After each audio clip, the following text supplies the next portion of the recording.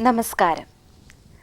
പ്രശാന്തമായ പ്രഭാതത്തിൽ ഈശ്വരചിന്തയിൽ മുഴുകണമെന്നാണ് നമ്മുടെ പൂർവികർ നമുക്ക് നൽകിയിരിക്കുന്ന നിർദ്ദേശം.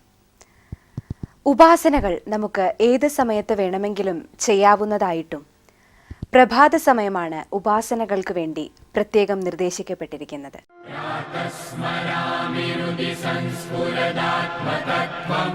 എല്ലാ മതവിഭാഗങ്ങളിലും അവരവരുടേതായ ശൈലിയിൽ ഈശ്വരനോടുള്ള ഭക്തിയും വിശ്വാസവും ഊട്ടിയുറപ്പിക്കുവാൻ പ്രഭാതകാല സാധനകൾ ചെയ്യുന്നത് നമുക്ക് കാണാവുന്നതാണ്.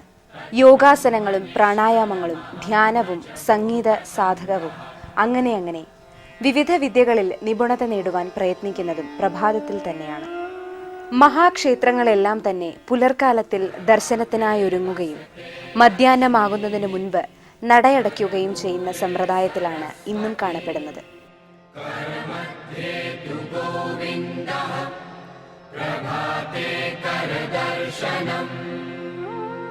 പ്രഭാതവന്ദനം എന്ന വിഷയവുമായാണ് ഇന്നത്തെ നമ്മുടെ മുന്നോട്ടുള്ള യാത്ര. പ്രഭാതവന്ദനത്തിന്റെ ആത്മീയവും ശാസ്ത്രീയവുമായ ആഴതലങ്ങളെ ദർശിക്കുവാൻ നമ്മുടെ ചർച്ച ആരംഭിക്കുകയാണ് ബ്രഹ്മകുമാരി മീനാജിയോടൊപ്പം.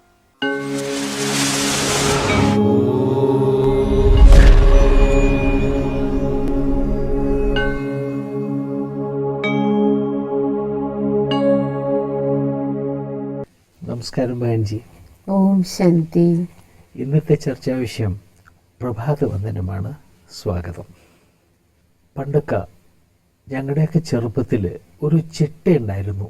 അതായത് അതിരാവിലെ എഴുന്നേറ്റ് പല്ല് തേച്ച് കുളിച്ച് ക്ഷേത്രത്തിൽ പോയി തൊഴുത് കുറിയിട്ട് ഒരു 2 വരിയെങ്കിലും എന്തെങ്കിലും ഒന്ന് പാരായണിച്ചിട്ട്, അത് മഹാഭാരതം ആയിക്കോട്ടെ രാമായണം ആയിക്കോട്ടെ, അല്ലെങ്കിൽ 2 ശ്ലോകം എന്തെങ്കിലും പാരായണം ചെയ്ത ശേഷമേ വീട്ടിൽ നിന്ന് ജലപാനം കിട്ടുള്ളൂ.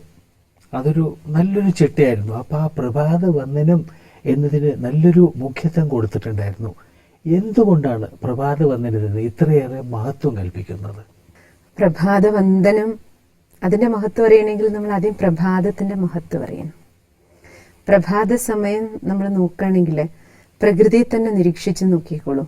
5 തത്വങ്ങളും നമ്മൾ നോക്കുകയാണെങ്കിൽ അത് കാറ്റാകട്ടെ അല്ലെങ്കിൽ മരങ്ങളാകട്ടെ എല്ലാം അന്തരീക്ഷത്തിന് നമ്മൾ നമ്മുടെ ചുറ്റുപാടിലേക്ക് രാവിലെ നേരത്തെ എഴുന്നേറ്റൊന്ന് നിരീക്ഷണം നടത്തുകയാണെങ്കിൽ നമുക്ക് മനസ്സിലാക്കാൻ കഴിയും 5 തത്വങ്ങളും അതിൻ്റെ സതോപ്രധാനമായ അവസ്ഥയിലാണ്, വളരെ ശാന്തമായ ശീതളമായ അവസ്ഥയിൽ നിലകൊള്ളുന്നത് നമുക്ക് കാണാൻ കഴിയും. പിന്നെ എപ്പോഴാണോ നമ്മൾ മനുഷ്യർ ശബ്ദ കോലാഹലങ്ങളിലേക്ക് വരുന്നത്, ആ നമ്മളുടെ ശബ്ദവും ബഹളങ്ങളും ആക്ടിവിറ്റിയും കൊണ്ടാണ് യഥാർത്ഥത്തിൽ പ്രകൃതിയുടെ ആ പ്രപഞ്ചത്തിൻ്റെ താളം പോലും പിഴയ്ക്കാൻ തുടങ്ങുന്നത്. അപ്പോൾ അതിരാവിലെ സമയത്ത് പ്രകൃതി തത്വങ്ങൾ വളരെ ശാന്തമാണ്. ഇനി മറ്റൊരു പ്രകൃതിയാണ് നമ്മുടെ ശരീരം. നമ്മൾ ഉറങ്ങി എഴുന്നേൽക്കുന്നത് കാരണം നമ്മുടെ ശരീരത്തിലെ എല്ലാ കർമ്മേന്ദ്രിയങ്ങൾക്കും റെസ്റ്റ് കിട്ടി. തലേ ദിവസത്തെ ക്ഷീണത്തിൽ നിന്ന് നമ്മൾ മുക്തരായ ഒരു ഫ്രഷ്നെസ് ആണല്ലോ നമ്മൾ ഉറങ്ങി എഴുന്നേൽക്കുന്ന സമയത്ത്. പിറ്റേ ദിവസത്തെ കാര്യങ്ങളിലേക്ക് നമ്മൾ കടന്നിട്ടുമില്ല. അപ്പോൾ കർമ്മേന്ദ്രിയങ്ങളും നല്ല റെസ്റ്റ് എടുത്ത് ഫ്രഷ് ആയിട്ട് ഊർജ്ജസ്വലാണ്. നമ്മുടെ മനസ്സിന്റെ സ്ഥിതി നോക്കുകയാണെങ്കിൽ മനസ്സ് വളരെ ശാന്തവും സ്വസ്ഥമായിരിക്കും. കാരണം നമ്മൾ ഉറങ്ങി എഴുന്നേൽക്കുന്നത് കാരണം തലേ ദിവസത്തെ കാര്യങ്ങളെല്ലാം മറന്നു, വൈൻഡപ്പ് ചെയ്തു. പിറ്റേ ദിവസത്തെ കാര്യങ്ങളിലേക്ക് നമ്മൾ കടന്നിട്ടുമില്ല. അതിൻ്റെ ഇടയിലുള്ള സമയമാണ്. അപ്പം മനസ്സും വളരെ ശാന്തവും സ്വസ്ഥവും, മനസ്സതിൻ്റെ സ്വധർമ്മത്തിലാണ്. അപ്പോൾ ആ സമയത്ത് മനസ്സിൻ്റെ ക്രിയേറ്റിവിറ്റിയും വളരെ കൂടുതലാണ്. അങ്ങനെ നമ്മൾ ശാരീരികമായിട്ടും മാനസികമായിട്ടും നോക്കിയാൽ നമ്മൾ വളരെ ശുദ്ധവും ശാന്തവും വളരെ ക്രിയാത്മകവുമായ ഒരു അവസ്ഥയിലാണ് പ്രപഞ്ചത്തിലെ 5 തത്വങ്ങളും, അതേപോലെ നമ്മുടെ ശാരീരിക അവസ്ഥ, നമ്മുടെ മാനസികാവസ്ഥ. അതിനാൽ പ്രഭാത സമയത്തെ നമുക്ക് ഏറ്റവും കൂടുതൽ ഒരു ദിവസത്തെ നമ്മുടെ ജീവിതത്തിൽ ഏറ്റവും കൂടുതൽ സദുപയോഗം ചെയ്യാൻ, നമ്മുടെ പൊട്ടൻഷ്യൽ ഏറ്റവും കൂടുതൽ മാക്സിമം ഉപയോഗിക്കാൻ കഴിയുന്ന ഒരു സമയമാണ് പ്രഭാതം. ശാരീരികമായിട്ട് നോക്കിയാൽ ഗവേഷണ പഠനങ്ങൾ തന്നെ പറയണത് നമ്മുടെ ശരീരത്തിലെ ഗ്രന്ഥികൾ മുഴുവൻ ദിവസവും നമ്മുടെ ശരീരത്തെ ഊർജ്ജസ്വലമാക്കി മാറ്റുന്നതിനുള്ള ഹോർമോണുകൾ ഏറ്റവും നല്ല രീതിയിൽ ഉൽപ്പാദിപ്പിക്കുന്ന സമയവും പ്രഭാതമാണ്. ഇനി അതിരാവിലെ തന്നെ ഉണർന്നിരുന്നുകൊണ്ട് അവർ ധ്യാന നിമഗ്നരായിരിക്കുന്നു, അവരിലാണ് ഏറ്റവും ബെസ്റ്റായിട്ട് ഹോർമോണുകളുടെ ഉൽപ്പാദനം ഉണ്ടാകുന്നതാണ് എന്നാണ് ഗവേഷണ പഠനങ്ങൾ തെളിയിച്ചിരിക്കുന്നത്. അതുകൊണ്ടാണ് നമ്മൾ നോക്കിക്കഴിഞ്ഞാൽ പ്രഭാത സമയം ബ്രഹ്മ മുഹൂർത്തം എന്നാണ് അറിയപ്പെടുന്നത്. അതിരാവിലെ സമയം, രാവിലെ 2 മണിക്കും 5 മണിക്കും ഇടയിലുള്ള സമയം, 5 മണിക്ക് മുമ്പ് 2 മണിക്ക് ശേഷം, ആ സമയത്തെ ബ്രഹ്മ മുഹൂർത്തം എന്നാണ് അറിയപ്പെടുക. ഈശ്വര ധ്യാനത്തിനുള്ള സമയമാണ്. മെഡിറ്റേഷൻ സാധാരണ എല്ലാവരും ചോദിക്കാറുണ്ട്, ധ്യാനത്തിന് പറ്റിയ ഏറ്റവും നല്ല സമയം ഏതാണ്? ബ്രഹ്മ മുഹൂർത്തം അതിനു വേണ്ടി വെച്ചിരിക്കുന്നതാണ്. നമ്മൾ സാധാരണ രാവിലെ മുതൽ വൈകുന്നവരെ നമ്മൾ ഓരോ കാര്യങ്ങൾ ചെയ്യുമ്പോൾ എപ്പോഴും മുഹൂർത്തം നോക്കിയിട്ടാണല്ലോ ഓരോ കാര്യങ്ങൾ ചെയ്യണം. അതും പ്രത്യേകിച്ച് നല്ല കാര്യങ്ങൾ ചെയ്യുമ്പോൾ പ്രത്യേകിച്ച് മുഹൂർത്തം നോക്കും. അതിൽ ബ്രഹ്മ മുഹൂർത്തം ഈശ്വര ധ്യാനത്തിനുള്ള സമയമാണ്. ആ ഈശ്വര ധ്യാനത്തിന്റെ വേളയിൽ ബ്രഹ്മ മുഹൂർത്ത സമയത്ത് 5 മണിക്ക് മുമ്പുള്ള സമയം നമ്മളിരുന്ന് മെഡിറ്റേറ്റ് ചെയ്യുകയാണെങ്കിൽ പരമാത്മാ സർവശക്തിവാൻ ഊർജത്തിന്റെ, നമുക്ക് വേണ്ടുന്ന സർവശക്തികളുടെ സ്രോതസ്സാണല്ലോ ഈശ്വരൻ. ആ സർവശക്തിവാനെ ഓർമ്മിക്കാൻ നമ്മുടെ ശരീരവും മനസ്സും എല്ലാം പാകപ്പെട്ടിരിക്കുന്ന ഒരു സമയമാണ്. മനസ്സാകുന്ന പാത്രത്തിലാണല്ലോ ഈശ്വരൻ നിന്ന് നിറയുന്നത്. അതുകൊണ്ട് ആ സമയത്തെ അമൃതവേള, ബ്രഹ്മ മുഹൂർത്തത്തിന് അമൃതവേള എന്നാ പറയാം. അമൃതിന് തുല്യമായ സമയം, അത്രയും വിലയേറിയ സമയമാണ്, എത്രയും വില പിടിച്ചതാണ്. അപ്പം അത് നമ്മുടെ മനസ്സിനും ശക്തി നൽകും. അമൃത് കഴിച്ചാൽ അമരത്വം ഉണ്ടാകുന്നല്ലേ പറയണേ. അതേപോലെ നമ്മുടെ ശരീരത്തിനും മനസ്സിനും ശക്തി പകരുന്ന, ഊർജം പകരുന്ന, അല്ലെങ്കിൽ നമ്മുടെ മനസ്സാകുന്ന ബാറ്ററി, ആത്മാവിന് റീചാർജ് ചെയ്യാൻ പറ്റിയ ടൈമാണ്. കാരണം നമ്മുടെ മനസ്സ് നോക്കിക്കഴിഞ്ഞാൽ ഒരു റീചാർജബിൾ ബാറ്ററിയാണ്. ഫുൾ ഡേ ഈ ശരീരം ഒരു കാറ് പോലെയാണല്ലോ പ്രവർത്തിക്കണേ. ഇതിനെ പ്രവർത്തിപ്പിക്കുന്ന ഡ്രൈവറാണല്ലോ ആത്മാവ്. അപ്പൊ ഈ ശരീരമാകുന്ന ഈ വാഹനം ഓടണമെങ്കിൽ ഇതിനെ ഓടിക്കുന്നത് ആത്മാവാണ്. അപ്പൊ ഈ ഡ്രൈവറിന് ഈ വണ്ടി ഡ്രൈവ് ചെയ്യാനുള്ള ശക്തി, കരുത്ത്, ആ കരുത്ത് ആത്മാവാകുന്ന ബാറ്ററി റീചാർജ് ചെയ്യുന്നതിലൂടെ ഉണ്ടാകുക. ഒരു വണ്ടി തന്നെ ഓടിക്കുമ്പോൾ നമ്മൾ രാവിലെ നോക്കുമല്ലോ ഇതിൽ പെട്രോൾ ഉണ്ടോ, എവിടേക്കെങ്കിലും പോകണമെങ്കിൽ പെട്രോൾ ഉണ്ടെങ്കിലല്ലേ വണ്ടി ഓടുള്ളൂ. അപ്പൊ ആ ഊർജം ഈ അതിരാവിലെയുള്ള ഈ അമൃതവേളയിൽ ഇതിൽ നിന്ന് കിട്ടുമെന്നാണ് പറയുന്നത്. ധ്യാനത്തിൽ നിന്ന് അമൃതവേളയിൽ എഴുന്നേറ്റ് നമ്മൾ ധ്യാനത്തിലിരുന്നാൽ ആത്മാവില് ശക്തി നിറയും.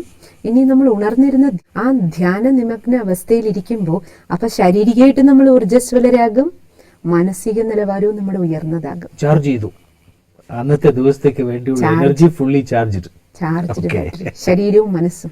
അതുകൊണ്ടാണ് മഹാന്മാരെയൊക്കെ നോക്കിക്കോളും നമ്മൾ, അവരുടെ എല്ലാം ജീവചരിത്രം, നമ്മൾ ആധ്യാത്മിക രംഗത്താണെങ്കിലും രാഷ്ട്രീയ രംഗത്താണെങ്കിലും ബാക്കി ജീവിതത്തിൽ ആരെല്ലാം മഹത്തരമായ സംഭാവനകളിൽ നമ്മുടെ ഈ നാടിനു വേണ്ടി, ലോകത്തിനു വേണ്ടി ചെയ്തോ, അവരുടെയൊക്കെ ജീവചരിത്രം പരിശോധിച്ചാൽ നമുക്കറിയാം അവരെല്ലാം അതിരാവിലെ എഴുന്നേൽക്കുന്നവരായിരുന്നു. പ്രഭാത സമയത്തെ സദുപയോഗം ചെയ്തിട്ടുള്ളവരാണ്. അതുകൊണ്ട് അവർ 80 വയസ്സാണെങ്കിലും 90 വയസ്സാണെങ്കിലും ഇന്ന് ജീവിച്ചിരിക്കുന്ന, നമ്മുടെ നാട്ടിൽ ജീവിച്ചിരിക്കുന്ന, ഈവൻ രാഷ്ട്രീയ രംഗത്ത് പ്രവർത്തിക്കുന്നവരെ പോലും നോക്കിക്കോളൂ. ശരിയാണ്, മിക്കവാറും എല്ലാവരും വളരെ നേരത്തെ എഴുന്നേൽക്കുന്നവരാണ്. അവരുടെ ജീവചരിത്രം വായിക്കുമ്പോൾ തന്നെ അറിയാം അവര് വളരെ ആക്റ്റീവ് ആയിരിക്കും. Very active till the end. രാത്രി വരെയും ആക്റ്റീവ് ആയിരിക്കും. രാത്രി വരെ അവർക്ക് ആക്റ്റീവായിട്ടിരിക്കാൻ എന്തുകൊണ്ടാ കഴിയണേ? അതിരാവിലെ എഴുന്നേൽക്കുന്നത് കൊണ്ട് ശരീരത്തിനും മനസ്സിനും, അതും അതിരാവിലെ എഴുന്നേൽക്കുന്നത് കാരണം ശരീരം ഊർജ്ജസ്വലമാകും. ഇനി അതിരാവിലെ എഴുന്നേറ്റ് ഫിസിക്കൽ എക്സസൈസ് ഒപ്പം ധ്യാനം, മെഡിറ്റേഷൻ, ഇത് രണ്ടും കൂടി ചെയ്യുന്നവരാണെങ്കിൽ ഫുൾ ഡേ നമുക്ക് ഊർജ്ജസ്വലരായിട്ടിരിക്കാൻ കഴിയും. ഇത്രയധികം മഹത്വപൂർണമായ സമയമാണ് രാവിലെ സമയം. അപ്പൊ ശാരീരിക ആരോഗ്യത്തെയും അതേപോലെ നമ്മുടെ മാനസികാരോഗ്യം രണ്ടും നമുക്ക് ബാലൻസ് ചെയ്ത് കൊണ്ടുപോകാൻ, സന്തുലിതമായ ഒരു ജീവിതം നമുക്ക് നയിക്കാൻ ഈ സമയത്ത് ഉപയോഗപ്പെടും. മാത്രമല്ല, നമ്മളൊക്കെ പഠിക്കുന്ന കാലഘട്ടത്തിൽ പറയില്ലേ അധ്യാപകര്, പഠിക്കാൻ രാവിലെ നേരത്തെ എഴുന്നേറ്റ് പഠിക്കൂ പറയും അല്ലേ? കാരണം എന്താണ്? അതിപ്പോ ഞങ്ങളുടെയൊക്കെ എക്സ്പീരിയൻസ് ആണ്. കാലത്ത് എഴുന്നേറ്റ് പഠിച്ചാലേ നല്ലോണം കയറുള്ളൂ. രാത്രി 7-7:30 മണിക്ക് ആഹാരം കഴിഞ്ഞ് കിടന്നുറങ്ങും. പക്ഷെ കാലത്ത് എഴുന്നേറ്റ് അത് എത്ര നേരത്തെ എണീക്കാൻ സുഖമായിരുന്നു വായിക്കാൻ പറ്റും, വായിച്ചതെല്ലാം തങ്ങുകയും ചെയ്യും എന്നുള്ളതാണ്. എന്തുകൊണ്ടെന്നല്ലേ, നേരത്തെ നമ്മൾ പറഞ്ഞല്ലോ, അതിരാവിലത്തെ സമയത്ത് നമ്മുടെ മനസ്സ് ഒരു പ്ലെയിൻ പേപ്പറാ, നമ്മളൊന്നും കുറിച്ചിട്ടില്ല അതിൽ. എഴുതിയതിൻ്റെ മേലെ എഴുതി കഴിഞ്ഞാൽ ക്ലാരിറ്റി ഉണ്ടാവില്ല. പ്ലെയിൻ പേപ്പർ പോലെയാണ് മനസ്സ്. അതുകൊണ്ടാണ് പറയണത് അതിരാവിലെ എന്ത് വായിക്കുന്നു എന്നുള്ളതും സൂക്ഷിക്കണം. നല്ലത് വേണം, അതുകൊണ്ടാണ് കേട്ടതാണെങ്കിൽ അതും റെക്കോർഡാവും. അതുകൊണ്ടാണ് നേരത്തെ പറഞ്ഞില്ലേ, വീട്ടില് വെള്ളം തരണമെങ്കിൽ നമ്മള് രാമായണോ ഗീതയോ ഏതെങ്കിലും പാരായണം ചെയ്തിട്ടേ വെള്ളം തരുള്ളൂ കുടിക്കാൻ പോലും. അതിന്റെ അർത്ഥം എന്താ? ഇതാണ് രാമായണം, ഗീത. അർത്ഥം എന്താണ്? ഈശ്വര മഹാവാക്യങ്ങള്, നമ്മുടെ ഉള്ളില് ആത്മീയ ഉന്നതി, പോസിറ്റീവായിട്ടുള്ള ചിന്താഗതിക്ക് സഹായിക്കുന്ന മഹാവാക്യങ്ങള് വായിക്കുക, കേൾക്കുക. അതുകൊണ്ട് നോക്കിക്കോളൂ, രാവിലെ നമ്മൾ റേഡിയോ ഓൺ ചെയ്താലും അതിരാവിലത്തെ പ്രോഗ്രാമുകള് സുഭാഷിതം, സുപ്രഭാതം, അതൊക്കെ ആയിരിക്കും. സുപ്രഭാതം. അത് കഴിഞ്ഞ് ടി വിയിൽ നോക്കിക്കോളൂ, നല്ല നല്ല ആത്മീയ പ്രഭാഷണങ്ങള്. ആ പ്രഭാഷണ പരമ്പരകളാണ് രാവിലെ മുഴുവൻ ഉണ്ടാകുക. പേപ്പറിലാണെങ്കിൽ നമ്മൾ നോക്കിക്കഴിഞ്ഞാൽ ഇന്നത്തെ ചിന്താരത്നം, ഇന്നത്തെ ചിന്താ വിഷയം എന്ന് പറഞ്ഞ് നമ്മുടെ മനസ്സിന് രാവിലെ ഏറ്റവും ആദ്യം വായിക്കാൻ കുറച്ചൊക്കെ അതിന് മാറ്റം വന്നിട്ടുണ്ട് ഇപ്പോ. ബാക്കിയുള്ളതൊക്കെ ശരിയാണ്, ഇതങ്ങനെയല്ല എന്ന് എനിക്ക് പറയേണ്ടി വന്നു. അതിലുണ്ട് നമ്മൾ ഏത് ചൂസ് ചെയ്യുന്നു എന്നുള്ളതാണ് ഏറ്റവും പ്രധാനം. പേപ്പർ എടുത്തു കഴിഞ്ഞിട്ട് ആദ്യം ആ ഇന്നത്തെ ചിന്താ വിഷയമാണ് ഞാൻ വായിക്കുന്നതെങ്കിൽ അതെന്റെ മനസ്സിലേക്ക് പോകും. ടി വിയിൽ നോക്കൂ, പല പ്രോഗ്രാംസ് ഉണ്ട്, പല ചാനലില്. ചൂസ് ചെയ്യുന്നത് ഞാനല്ലേ.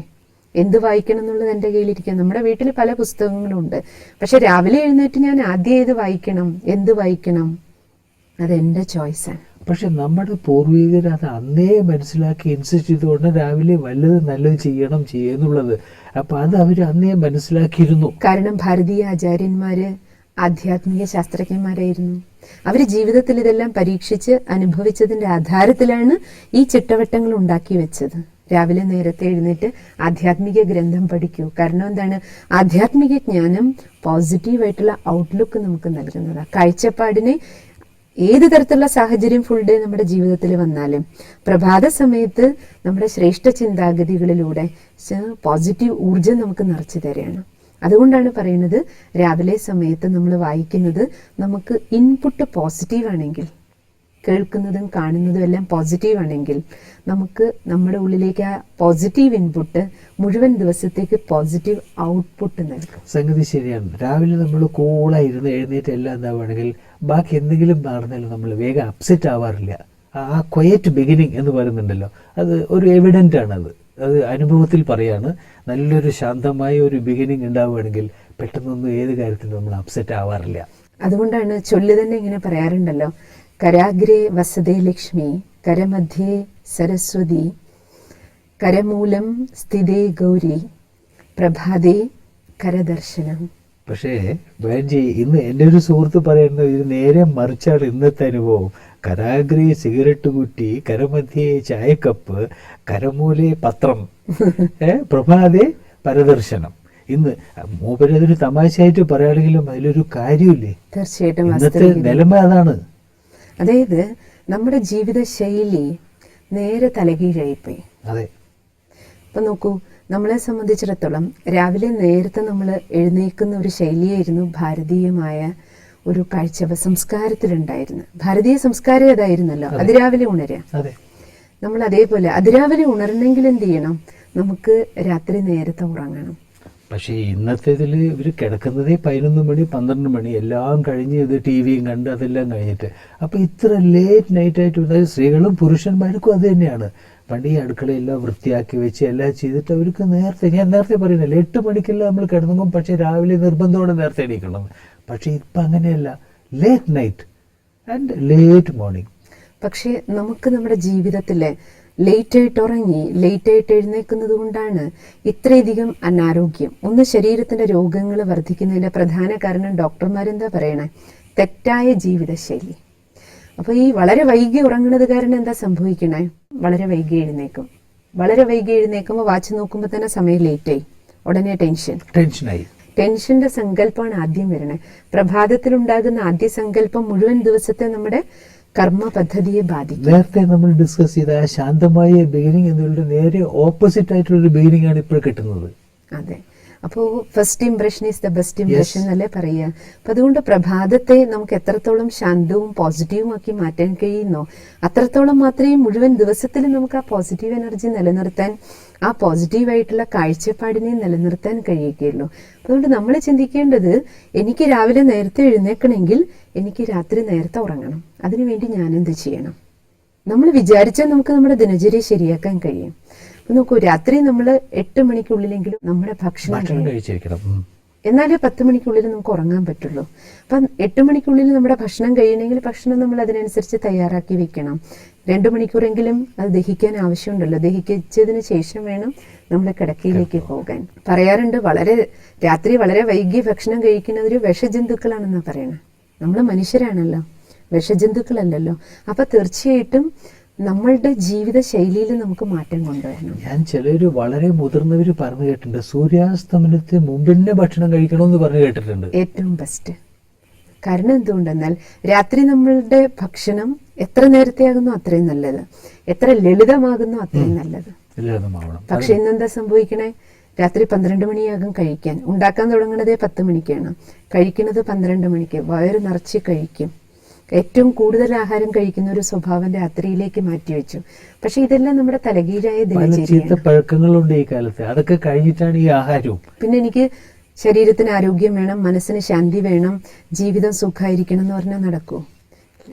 സുഖവും ശാന്തിയും സമാധാനവും സ്വസ്ഥതയും നല്ലൊരു കുടുംബജീവിതം, നല്ലൊരു ആരോഗ്യകരമായിട്ടുള്ള നമ്മുടെ ശാരീരിക സ്ഥിതി, അതേപോലെ മാനസിക സ്ഥിതി, സാമ്പത്തിക സ്ഥിതി, എല്ലാത്തിലും നന്മ വരണമെന്നുണ്ടെങ്കിൽ ഞാൻ ചെയ്യേണ്ടത് ചെയ്യണം. മാറ്റങ്ങൾ നമ്മൾ എവിടെ അനിവാര്യമാണോ അവിടെ കൊണ്ടുവരാൻ തയ്യാറാകണം. ഒരു കാര്യം ഇവിടെ ബാൻ ചെയ്ത് പറഞ്ഞ സമയത്ത്, പണ്ട് കുടുംബത്തിൽ മുതിർന്നവര് പറഞ്ഞു തരും ഇങ്ങനെ ചെയ്യണം എന്നില്ല. പക്ഷെ ഇന്ന് കുടുംബത്തിലുള്ള മെമ്പേഴ്സ് തമ്മിൽ മീറ്റ് ചെയ്യാൻ തന്നെ അവർക്ക് സമയമില്ല. ചിലപ്പോ ഭക്ഷണമേശയിൽ ചിലപ്പോ ഒന്ന് ആയാൽ മതി, അല്ലെങ്കിൽ അതുമില്ല. അപ്പൊ തമ്മിൽ പരസ്പരമായിട്ടൊരു സംസാരിക്കാനോ അല്ലെങ്കിൽ അതിനുപോലും സമയം കിട്ടാത്ത ദിനചര്യയാണ് ഇന്ന്. സമയമില്ലായികയല്ല, സമയം നമ്മൾ പാഴാക്കി കളയുന്നുണ്ട്. വീട്ടിൽ തമ്മിൽ സംസാരിക്കാൻ സമയമില്ല. പക്ഷെ വീട്ടിലിരുന്നുകൊണ്ട് ഓരോരുത്തരും എന്താ ചെയ്യണേ? വീട്ടിലിരുന്നുകൊണ്ട് ലോകത്തിന്റെ പല ഭാഗങ്ങളിലുള്ളവരുമായിട്ട് നമ്മൾ ചാറ്റ് ചെയ്തുകൊണ്ടിരിക്കും. കൂടെ താമസിക്കുന്നവരെ നേർക്കുനേരെ നമുക്ക് നോക്കാനും സംസാരിക്കാനും സമയമില്ലേ? അപ്പൊ അവരോട് ചാറ്റ് ചെയ്യാൻ പറ്റുമെങ്കിൽ എന്തുകൊണ്ട് നമുക്ക് കൂടെയുള്ളവരോട് സംസാരിച്ചൂടെ? ഒരാള് ഫോണില്, ഒരാള് കമ്പ്യൂട്ടറില്, ഒരാള് സീരിയലിന്റെ മുന്നില്. സമയമില്ലായികയല്ല, നമ്മൾ സമയം ഏത് കാര്യങ്ങൾക്ക് വേണ്ടി വിനിയോഗിച്ചുകൊണ്ടിരിക്കുന്നു എന്നതാണ്. മക്കളെ കണ്ടിട്ട് എങ്ങനെ വെച്ചിട്ട് ഹലോ, ഇത് ഒരു നിത്യസംഭവമാണ് എല്ലാ വീട്ടിലും. ഭക്ഷണം കഴിക്കുന്നത് പോലും നമ്മൾ TV കണ്ടുകൊണ്ടാണ്. അപ്പൊ അതുകൊണ്ട് നമ്മൾ ചിന്തിക്കേണ്ടത് നമ്മുടെ ജീവിത ശൈലിയിൽ മാറ്റം കൊണ്ടുവരണം. അപ്പോ ആരോഗ്യമായ ഒരു ദിനചര്യ നമ്മൾ എങ്ങനെ ചിട്ടപ്പെടുത്തിയെടുക്കും? ആരോഗ്യമുള്ള ഒരു ദിനചര്യ നമുക്ക് ഉണ്ടാകണമെന്നുണ്ടെങ്കിൽ ഒന്ന്, നമ്മൾ പ്രഭാതത്തില് രാവിലെ നേരത്തെ എഴുന്നേക്കാൻ ശ്രമിക്കണം. ഒരു 4 മണിക്കെങ്കിലും നമുക്ക് ഉണരാൻ പറ്റണം. 4 മണിക്കെങ്കിലും നമുക്ക് ഉണരാൻ പറ്റണമെന്നുണ്ടെങ്കിൽ രാത്രി 10 മണിക്കുള്ളിലെങ്കിലും നമ്മൾ ഉറങ്ങിക്കഴിയണം. രാത്രി 10 മണിക്കുള്ളിൽ ഉറങ്ങണമെങ്കിൽ നമ്മുടെ ഭക്ഷണം അതിനനുസരിച്ച് നേരത്തെ ആക്കണം. ലളിതമായ ഭക്ഷണം നമ്മൾ കഴിക്കണം. ഇനി രാവിലെ എഴുന്നേറ്റു, പ്രഭാതത്തിൽ എഴുന്നേറ്റു, രാവിലെ 4 മണിക്ക് എഴുന്നേറ്റ് ഞാൻ എന്ത് ചെയ്യണം? ആദ്യം ചെയ്യേണ്ടത് നമ്മുടെ ബാറ്ററി ചാർജിങ്, ധ്യാനം, മെഡിറ്റേഷൻ. നമ്മൾ കിടന്നുറങ്ങുന്ന മുറിയിലല്ലാതെ പൂജാമുറി അല്ലെങ്കിൽ ടെറസിന്റെ മുകൾ ഭാഗം എവിടെയാണോ വളരെ സ്വസ്ഥവും വളരെ നല്ല കാറ്റും വെളിച്ചവും നല്ല ഒരു അറ്റ്മോസ്ഫിയർ ഉള്ളത്, അന്തരീക്ഷം കുറച്ച് ദിവ്യമായിട്ടുള്ളത്, ആ സ്ഥലത്തിരുന്നുകൊണ്ട് നമുക്ക് ആത്മചിന്തനത്തിൽ, ഞാൻ ഈ ശരീരമല്ല ആത്മാവാണ്, ഇത് വണ്ടിയാണ്, ഞാൻ ഡ്രൈവറാണ്, ആ ഡ്രൈവറാണെന്ന സ്മൃതി നമുക്ക് വരുമ്പോൾ മാത്രമേ നമുക്ക് പരമാത്മ സ്മൃതി, ഈശ്വരന്റെ ഓർമ്മ വരുള്ളൂ. അപ്പം ഈശ്വര സ്മൃതിയിലൂടെ നമുക്ക് നമ്മുടെ ബാറ്ററി ചാർജ് ചെയ്യാൻ പറ്റും. അതിനുശേഷം നമുക്ക് വേണ്ടത് എന്താണ്? നമ്മൾ പണ്ടൊക്കെ രാവിലെ ക്ഷേത്ര ദർശനത്തിന് പോകും. അതിൻ്റെ പിന്നിലും സയൻസ് ഉണ്ട്. ക്ഷേത്ര ദർശനത്തിൽ 2 കാര്യവും നടക്കും. ഒന്ന്, ക്ഷേത്രങ്ങൾ കുറച്ച് ദൂരെയായിരിക്കും വീട്ടിൽ നിന്ന്. അപ്പം നടക്കുമ്പോൾ എന്താവും? നമ്മുടെ നടത്തം ശാരീരിക ആരോഗ്യം നൽകും. രാവിലെ പറയില്ലേ, മിനിമം ഒരു 40 മിനിറ്റെങ്കിലും നടക്കണം. അപ്പം നമുക്ക് ബോഡി ഹെൽത്തി ആക്കാം. ഈശ്വര ദർശനത്തിലൂടെ മനസ്സിന് ശാന്തി കിട്ടും, ശക്തി കിട്ടും. അപ്പം ധ്യാനം മനസ്സിന്, ശരീരത്തിന് വേണ്ടുന്ന എക്സസൈസ്. രാവിലെ എഴുന്നേറ്റാൽ ഉടനെ നമ്മൾ പാരായണം ചെയ്യേണ്ടത്, വായിക്കേണ്ടത് അല്ലെങ്കിൽ കേൾക്കേണ്ടത് എന്തെങ്കിലും പോസിറ്റീവ് ഇൻപുട്ട് നമുക്ക് നൽകുന്ന പുസ്തകം പഠിക്കാം, അല്ലെങ്കിൽ സത്സംഗത്തിൽ നമുക്ക് ഇരിക്കാം, അല്ലെങ്കിൽ TV ആണെങ്കിലും റേഡിയോ ആണെങ്കിലും നമ്മൾ അതിൽ നിന്ന് ഏറ്റവും നല്ലത് സുഭാഷിതങ്ങൾ പോലെ അല്ലെങ്കിൽ ആത്മീയ പ്രഭാഷണങ്ങൾ പോലെ നമുക്കുള്ളിൽ പോസിറ്റീവ് ഇൻപുട്ട് ഉണ്ടാക്കുന്ന, പോസിറ്റീവ് എനർജി പ്രദാനം ചെയ്യുന്ന വസ്തുതകൾ എന്താണോ അത് നമ്മൾ കൊടുക്കാൻ ശ്രമിക്കണം. അതിനുശേഷം നമ്മുടെ ഫുൾ ഡേ ദിനചര്യയിലേക്ക് പോകുമ്പോൾ ഒരു കർമ്മയോഗി ജീവിതശൈലിയിലൂടെ നമുക്ക് കടന്നു പോകാൻ കഴിയും. ബെഞ്ചി, പ്രഭാതവന്ദനം എന്നത് ആരോഗ്യകരമായ ഒരു ജീവിത ചിട്ടയ്ക്ക് തന്നെ ഒരു ആരംഭമാണ് എന്ന് വളരെ നന്നായി മനസ്സിലാക്കി തന്നു. നന്ദി. ഓം ശാന്തി.